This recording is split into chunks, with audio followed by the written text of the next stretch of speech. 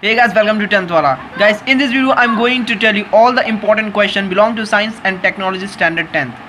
So guys, please don't skip this video. If you skip this video, you will be repent in the future for sure. If you want 90% in the SSC board exam, then please watch this video till the end. And if you feel that science and technology is really difficult, then this video is specially made for you. So guys, first of all I would like to tell you the first lesson which is gravitation. इस video में मैं gravitation का सारा not only gravitation, अपने पास 10 lesson है इस book में, है ना. तो 10 लेसन का सारा इंपॉर्टेंस आपको इस वीडियो में मालूम चल जाएगा. सो वीडियो पूरा एंड तक देखना. देखो, सबसे पहले ग्रेविटेशन का डेफिनेशन कर लेना, जो कि 1-2 मार्क्स के लिए पूछे जा सकते हैं बोर्ड में. और गाइस सेकंड है सेंट्रीपिटल फोर्स, जो कि 2 मार्क्स के लिए बोर्ड में तो आता ही आता है. इसे तो रट लो यार, इसे रट लो, किसी भी हालत में रट लेना. And then Kepler's law. Kepler's का लॉ अपने वीडियो में मेरे चैनल में मौजूद है, आप जाके देख सकते हैं.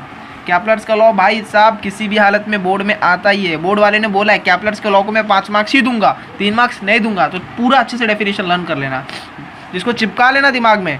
देखो, ये बोर्ड में 5 मार्क्स वाला क्वेश्चन है, कैपलर्स का law. So guys, moving toward Newton's universal law of gravitation. ये भी बोर्ड में 5 मार्क्स के लिए पूछे जा सकते हैं, आप इसे कर लेना. 2 मार्क्स के लिए तो आता ही है ये. एंड देन कौन सा है, हाँ ये देखो, ये महेंद्र एंड विराट का ये जो है ना, ये न्यूमेरिकल्स आप कर लेना. ग्रेविटेशन का ये एक न्यूमेरिकल्स कर लेना, किसी भी हालत में करना, ये बहुत इंपॉर्टेंट है. आ भी चुका है ये बोर्ड में, that's the reason I am telling you, कर लेना, किसी भी हालत में करना इसे. एंड देन अब मैं आपको कौन सा हाँ, मास एंड वेट. देखो गाइस, मास एंड वेट का वीडियो मैंने अपने चैनल पे अपलोड कर दिया है. If you have not watch that video so please go and watch that video. बहुत अच्छे तरीके से एक्सप्लेन किया है. सो गाइज, अब मैं मूव कर रहा हूँ फ्री फॉल. देखो गाइज, फ्री फॉल आता है, फ्री फॉल लर्न कर लेना, फ्री फॉल भी करना. एंड देन इसके वेलोसिटी कर लेना, इसके वेलोसिटी फ्री फॉल ये कर लेना. और ये देखो, क्वेश्चन नंबर 2 में जो है ना, आंसर द फॉलोइंग क्वेश्चन. इसमें water free fall acceleration due to gravity, इसके वेलोसिटी सेंट्रीपिटल फोर्स. ये बोर्ड में भाई साहब आता ही है, इसे कर लेना, ठीक है. और ये जो 4 दिख रहा है ये भी कर लेना. अब मैं मूव कर रहा हूँ सेकेंड लेसन, जो कि है periodic and classification of element.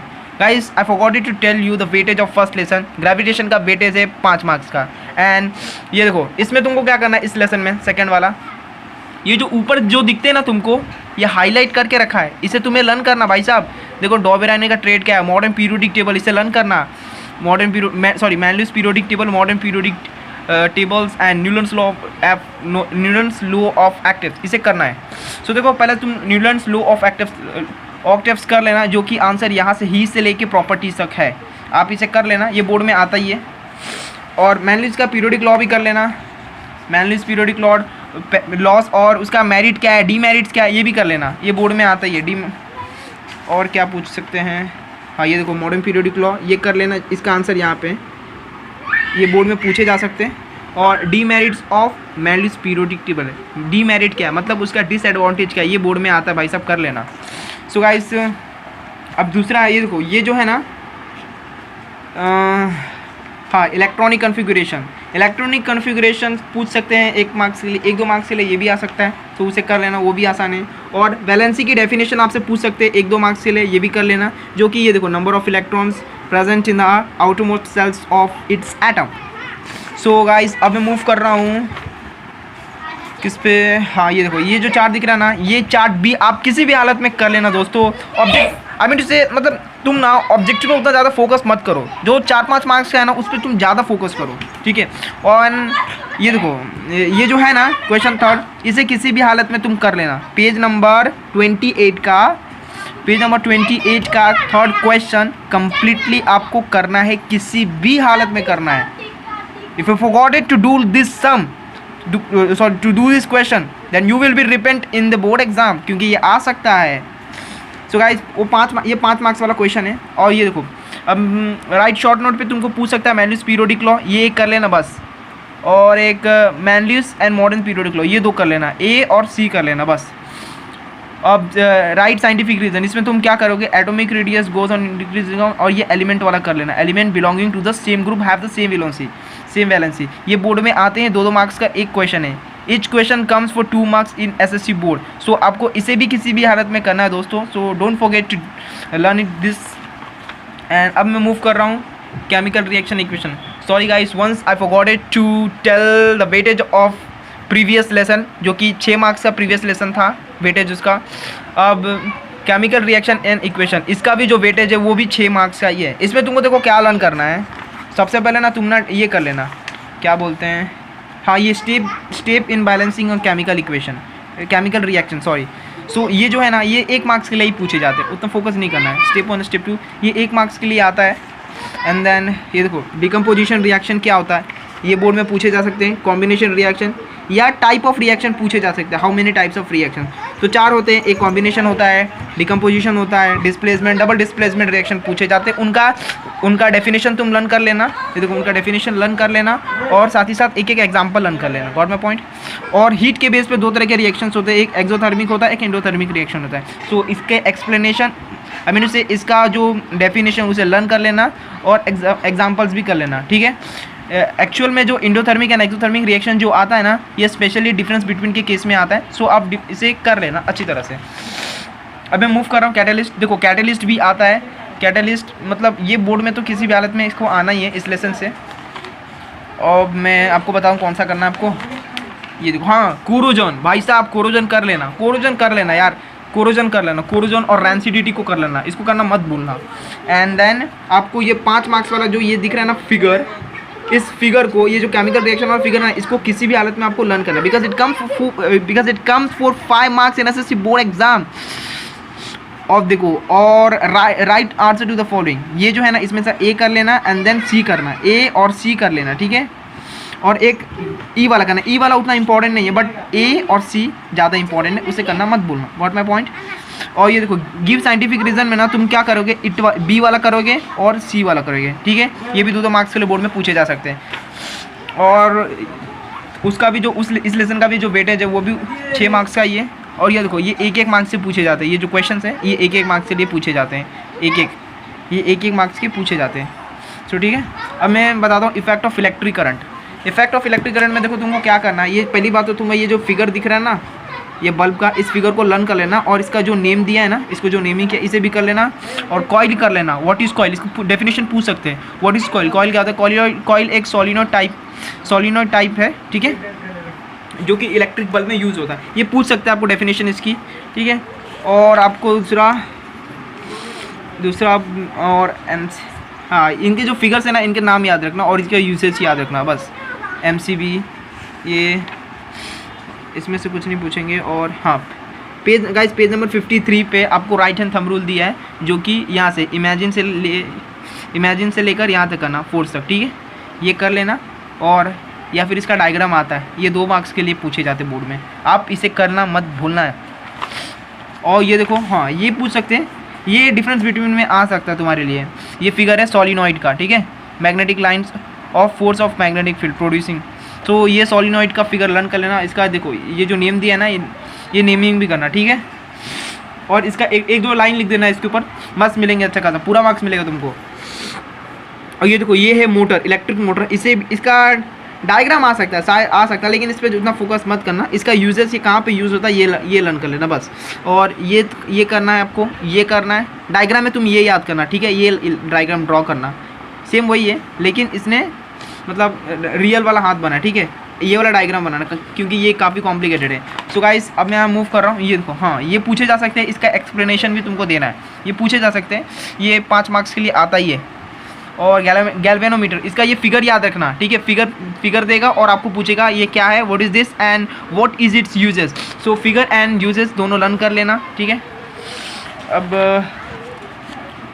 अब हाँ ये फ्लेमिंग्स राइट हैंड रूल, ये करना मत भूलना, इसे भी कर लेना। और AC एंड DC में क्या डिफरेंस होता है, इसे भी कर लेना। जल्दी मैं AC एंड DC के ऊपर डिफरेंस बिटवीन का वीडियो लाने वाला हूँ।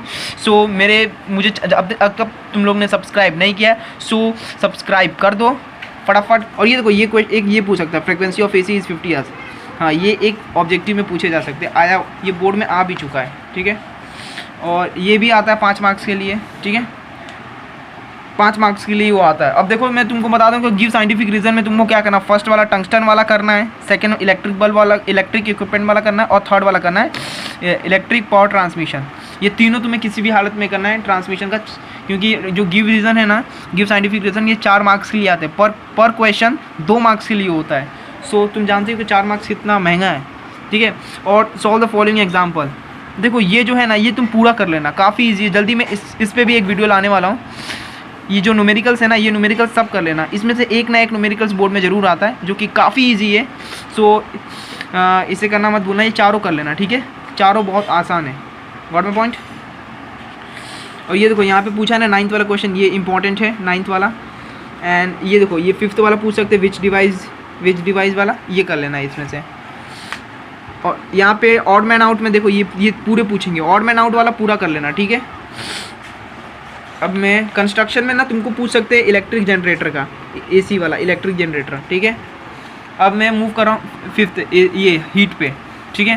हीट में तुमको क्या करना है, लेटेंट हीट का डेफिनेशन लर्न कर लेना है, एनोमलस बिहेवियर ऑफ वाटर क्या होता है ये लर्न करना है, ड्यू पॉइंट क्या है ये भी लर्न करना है, रेजुलेशन ये भी लर्न करना है। इनकी डेफिनेशन तुमको लर्न करना है किसी भी हालत में, ठीक है। एनोमलस बिहेवियर ऑफ वाटर ये भी करना है। इसका आंसर देखो यहाँ से एट से लेकर तुम करना वाटर तक, ये बोर्ड में आता ही आता है, एनोमलस बिहेवियर ऑफ वाटर। अगर आप ये करना भूल गए तो देखो पछताओगे, पक्का पछताओगे, इसे करना मत भूलना। और ये जो है ना, ये फिगर होप्स apparatus का, ये भी बोर्ड में किसी भी हालत में आता है। So don't forget to draw this diagram at your homes, क्योंकि ये बोर्ड में आने वाला है। इसको ना 10-20 बार बना ही लो। ये देखो होप्स apparatus पेज नंबर 65 पे ये बोर्ड में आता ही है। और यूनिट ऑफ हीट पूछ सकता है तुमको 1 मार्क्स। हाँ, स्पेसिफिक हीट कैपेसिटी ये पूछ सकता है। हीट एक्सचेंज पूछ सकता है।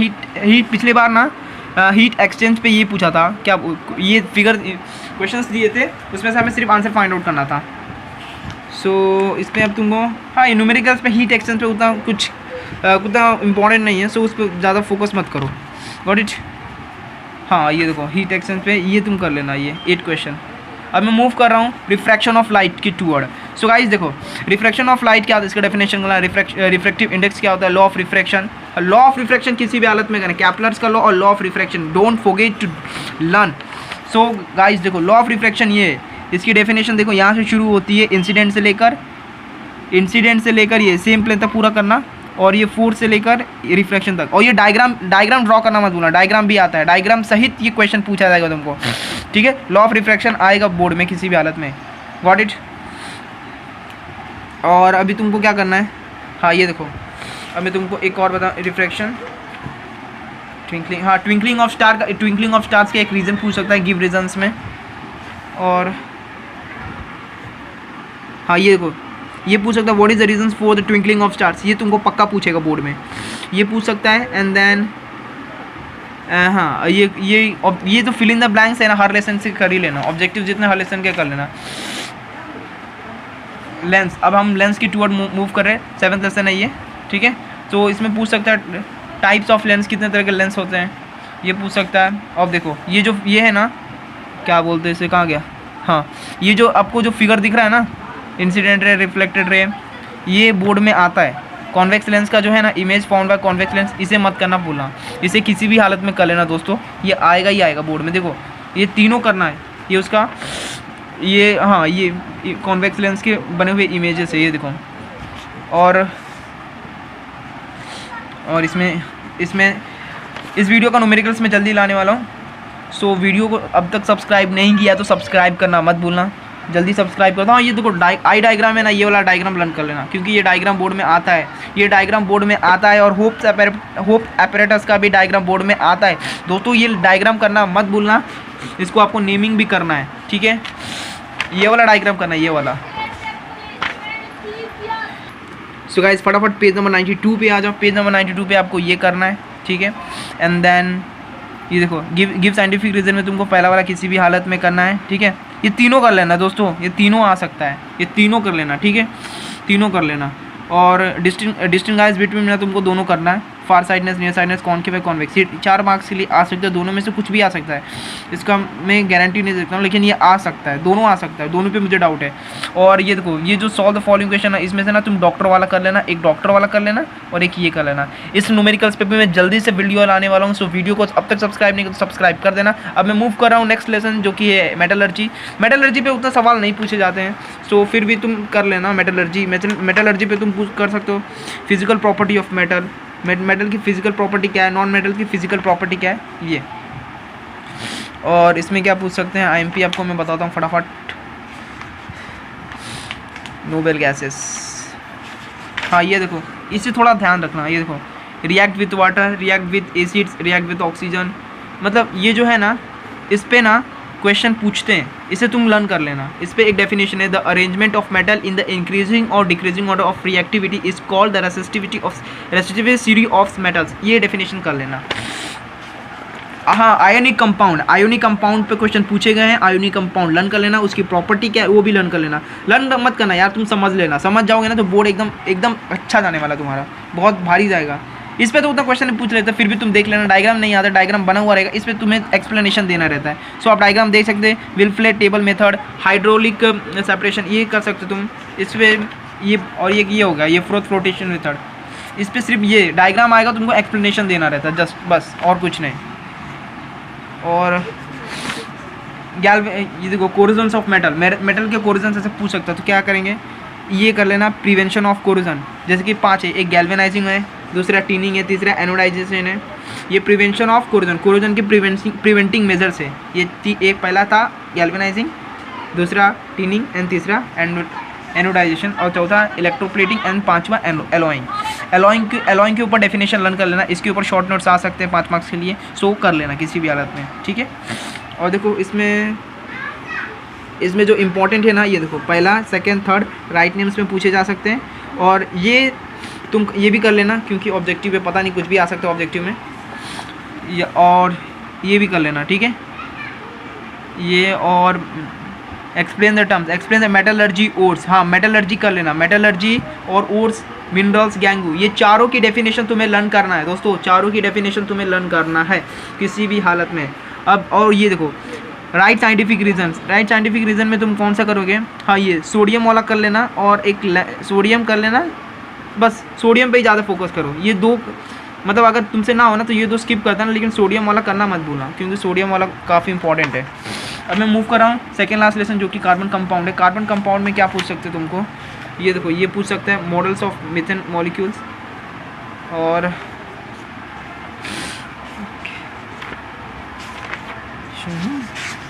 होमोजेनियस सीरीज पूछ सकता है, अल्कोहल का पूछ सकता है, या ये देखो होमोजेनियस सीरीज यहाँ पे दिया, अल्केन का दिया है, और यहाँ पे अल्कोहल का दिया है, एल्केन्स का दिया है, इन पे पूछ सकता है। मेनली अल्कोहल का पूछा था पिछले बार, अब पता नहीं, लेकिन अल्कोहल का फिर भी तुम कर लेना, ठीक है।